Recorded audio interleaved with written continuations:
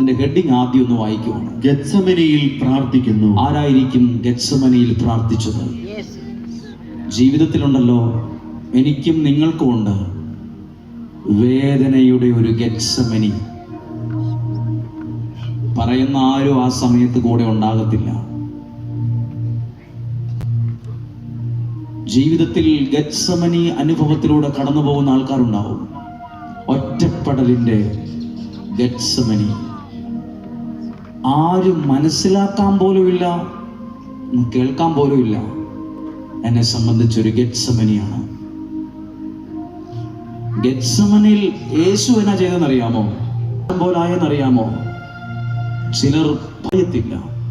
ചില പ്രതിസന്ധിയുടെ സമയത്ത് ഒളിച്ചുപോയവരുണ്ട്, ഓടിപ്പോയവരുണ്ട്. പ്രതിസന്ധിയുടെ സമയത്ത് ദൈവത്തെ മുറുകെ പിടിച്ചവരുണ്ട്, പ്രാർത്ഥിച്ചവരുണ്ട്. അവർക്കെല്ലാം അതിനപ്പുറത്തൊരു ഉയർപ്പ് അനുഭവിക്കാൻ കഴിഞ്ഞിട്ടുണ്ട്. ഹല്ലേലൂയ എന്ന് പറഞ്ഞ് ഹല്ലേലൂയ എന്ന് വായിക്കുകയാണ്. അവർ ഗെത്സമനി എന്ന് വിളിക്കപ്പെടുന്ന സ്ഥലത്തെത്തി. യേശുവും ശിഷ്യന്മാരും എവിടെ എത്തിയെന്നറിയാമോ? ഗെത്സമനി എന്ന് പറയുന്ന വിളിക്കപ്പെടുന്ന സ്ഥലത്തെത്തി. അവൻ ശിഷ്യന്മാരോട് പറഞ്ഞു, ഞാൻ പ്രാർത്ഥിക്കുമ്പോൾ നിങ്ങൾ ഇവിടെ ഇരിക്കുവിൻ. ഞാനൊന്ന് ഇച്ചിരി നേരം പ്രാർത്ഥിക്കാൻ പോവാണ്. യേശു പോലും പ്രാർത്ഥിച്ചിരുന്നു.